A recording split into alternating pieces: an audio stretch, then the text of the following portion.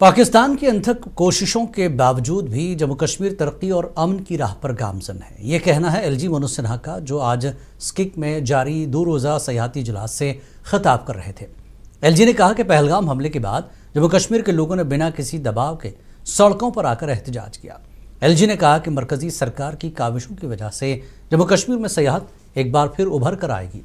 LG Manoj Sinha ने मजीद कहा कि मैं 1 साल से इसी कोशिश में हूँ कि अमरनाथ गुफा तक एक रोपवे बनाया जाए, लेकिन इसमें मरकजी सरकार के ताउन की जरूरत है। 22 अप्रैल की घटना के बाद जिस तरह से जम्मू कश्मीर का आम आदमी सड़क पर आया, पहली बार मैं समझता हूँ उसने एक शुभ संकेत दिया है। और चाहे वो किसी भी और स्पॉन्टेनियस रिएक्शन था, उसमें किसी ने कुछ किया हो ऐसा मैं नहीं मानता। कई हफ्तों तक जम्मू कश्मीर की सड़कों पर बड़े पैमाने पर इसका विरोध हुआ। समाज का हर वर्ग इस बात को स्वीकार कर रहा है कि जम्मू कश्मीर का भविष्य भारत के साथ है।